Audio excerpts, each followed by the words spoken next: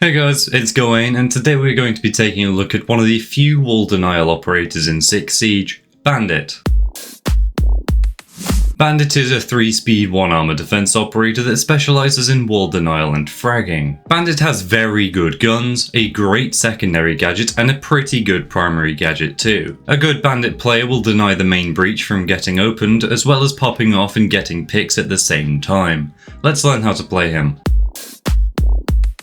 Bandit is equipped with his bursting batteries, of which he gets 4. These are 4 crudely made electrical devices that are made out of a car battery, a taser, and some jumper cables. You can equip these batteries to reinforce walls and hatches, barbed wire and deployable shields to destroy, or burst, enemy gadgets. To deploy your shock wires, hold it out in front of you and press the primary fire button when in close proximity to the object you're trying to electrify. You can only electrify one thing with a singular Bandit battery, meaning you will have to use one on each reinforcement used on a wall. The best and only really place you should be putting your electrical devices is on reinforced walls, because this prevents attackers from entering the objective room, or at least makes them have to bring or waste extra utility to get in. You can place a battery on either side of the reinforced wall, by the way. It doesn't have to be the one with the full metal facing you. Before I explain the walls any further, I will quickly tell you about what happens when you place your batteries on a reinforced hatch, barbed wire, and a deployable shield. You can only place your bursting batteries on the top of reinforced hatches because they have to sit on the floor and you have to be within melee range to deploy your gadget anyway, so you can't reach any hatch in the ceiling. There's no point deploying a battery on top of a reinforced hatch because the attackers will simply shoot it out and carry on like it was never there. Electrified barbed wire can get some chip damage onto enemies, more on that in a second, and destroy any drones or similar gadgets that touch the wire. The problem with this is that your bursting battery sits right in the middle of the barbed wire, making it very easy for enemies to shoot out. Electrifying a deployable shield can make it a bit harder for enemies to destroy it, as Ash charges and Ace Selmers will get destroyed by the electricity. Other than that, it will damage the enemies when they vault over it or come in contact with the shield in another way, so it's pretty much useless deploying it on a shield. An enemy will get damaged once every third of a second for 3 damage, so 9 damage a second pretty much when they come in contact with any electrified surface. Only attacker gadgets will get destroyed when they come in contact with an electrified surface. Everything that will get burst by one of your batteries is on screen now. Feel free to pause it and take a better look if you need to. As aforementioned, the only place you should really be placing your bursting batteries is on reinforced walls, specifically the main breach of the objective room. You'll come to learn what the main breach is for each side by playing the game lots,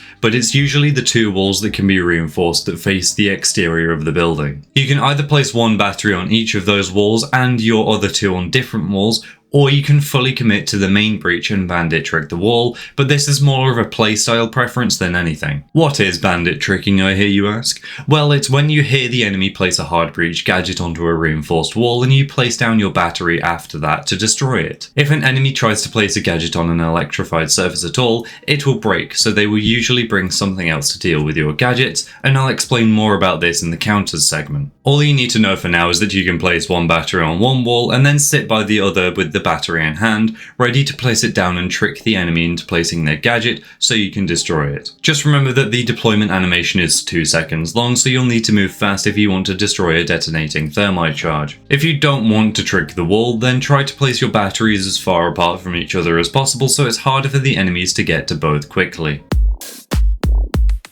Bandit's primary weapon options are the MP7 submachine gun and the M870 shotgun. His secondary weapon is the P12 handgun, as he has no other options. I personally use the MP7 paired with the P12, of course. The MP7 is the best SMG in the game in my opinion, because it's got a great fire rate, a good damage stat, and basically no recoil. This thing can get you easy headshots, and it melts enemies if you only hit body shots too. As there are no equipable foregrips due to the one that's inbuilt, the only attachment options you have are optics, barrel attachments, and the laser sight. I personally use the extended barrel on this gun because of the low recoil, and it makes the gun pack a little bit extra of a punch. As for optics, you only get access to 1x scopes, but that's perfectly okay because not only do you not need a 1.5 on this gun, the iron sights are the best in the game too. Running iron sights on this gun is actually viable and in some cases better than having an optic, because EMPs can't disable your reticle if you're running iron sights. targets. As for the M870, it's possibly the best shotgun in the game, especially after the shotgun buff that came out with Year 8 Season 3. Please bear in mind that all the clips you see for the M870 and most of the video too were recorded in Year 8 Season 2 still. It's got a good pump action fire rate and packs a real punch, so you'll be one-shotting enemies across the map, it feels like. I don't recommend using this shotgun on Bandit all of the time, but it is a good pocket pick. Pick the MP7 for most scenarios, as it really is one of the best weapons on defense. The P12 is an average pistol with an average semi-automatic fire rate and damage stats, so it's an okay ranged option if you're running the shotgun and decent if you run out of bullets in the MP7. In terms of secondary gadgets, you get access to 1 nitro cell or 2 barbed wire. Choose the nitro cell as it's one of, if not the best defender secondary gadget. The C4 allows you to get kills through breach holes and soft floors, as well as giving you some form of plant denial too. If an ace throws a Selma on each wall and gets at least one hole opened, you can launch a C4 through it to potentially kill multiple people stood outside of the breach. You can roam and play below sight with your C4, potentially blowing up a potential diffuser planter through a soft floor. The nitro cell is a great gadget and it would be a mistake not to use it. The barbed wire can be a decent flank watch if the wall you are tricking is slightly exposed to a doorway or staircase nearby, but you can get teammates to put traps or cameras watching that to the same effect. You can also electrify barbed wire as aforementioned, but the only time electrified barbed wire is good is when placed basically inside of a drone hole to prevent Twitch drones from coming in and destroying your bursting batteries. Pick the C4, it's way better.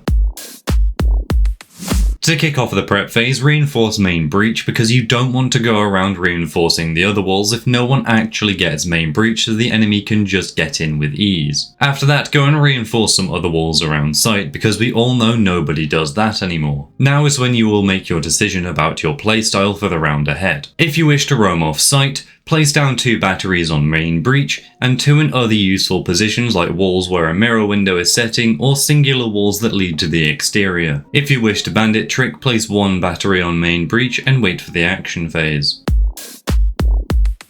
To start the action phase, look at the exterior cameras to find out what kind of hard breacher the attackers are bringing. If you chose to attempt to trick the wall, get out your battery and wait for the sound cue to place it down. It's worth noting that if your pre-deployed battery gets EMP'd, you can place another one onto that same wall, as you can place multiple batteries on the same reinforcement as long as there's room, which is why I try to place that first battery as far away from me as possible. If you trick both thermite charges, or all 3 ace charges, etc., place down 1 or 2 batteries on main breach, depending on how the tricking went, to make sure it's electrified and start hunting down enemies. Odds are, in most rounds, the main wall will eventually get opened, so play your life and run away if you mistime the placing of a battery and go find some kills. If the enemies don't come your way to main breach for the first minute or minute and a half, place down your second battery on main breach, your other 2 elsewhere, and start to roam. As you can probably tell, Bandit is really meant for roaming, so as soon as your job on site is done, either in the prep phase or in the action phase depending on your preferred playstyle, use cams and intel to pick up frags with that MP7. Use the C4 to deny the plant and hopefully you'll win the round due to you wasting time by electrifying the main breach.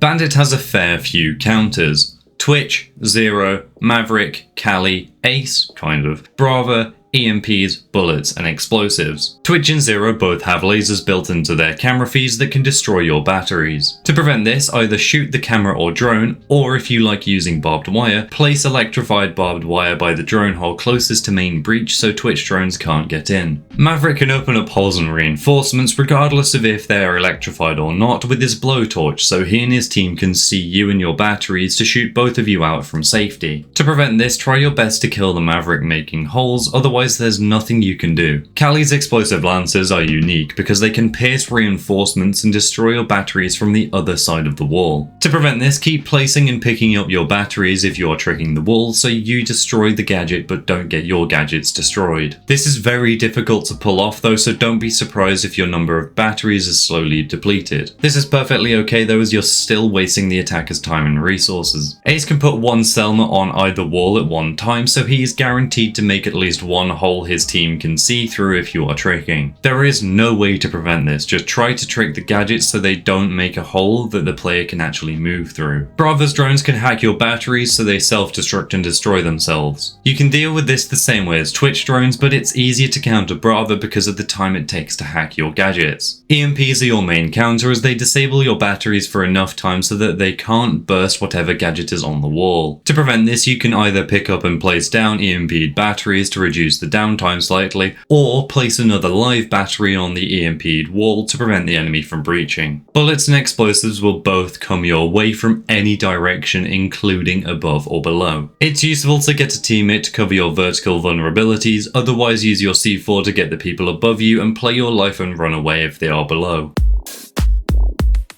Prioritize main breach with your batteries, as that will be the point of entry attackers will want to push through the most, so if you can deny them that, or at least waste a lot of time there, it will ruin their strategy. Use the MP7 as it is a super good gun that any player of any level can utilize and do well with. Trust me, my first ever ace was on Bandit with the MP7. Learn how to Bandit trick. If you want to be a truly oppressive force towards the enemy, you need to do more than frag out. You need to waste their utility too. Use the nitro cell to round out your kit so you can either get some free kills, deny plant, or both at the same time. Know when it's time to give up on the main wall. If your team is crumbling around you, then move your focus off of tricking the main wall and go find some enemies to pick off, because man count is more important than the main wall. Overall, Bandit is an easy operator to play in my opinion with his easy to use gadget and guns. The main learning curve with Bandit is learning to trick the wall, and even then it's pretty easy to pick up. Learn how to Bandit trick, when to go and find picks, potentially roaming, how to use your nitro cell, and you are sure to become a pretty decent Bandit player. Thank you all for watching, I do hope you enjoyed. If you found this guide helpful in any way, shape or form, please do consider subscribing and sharing it with your friends, as it does help grow the channel, which is very much appreciated. As always, all of the clips you saw in this video were taken from my Twitch stream, link will be on screen and in the description. Osa is next for the Siege series, and I will see you all in the next one. Goodbye.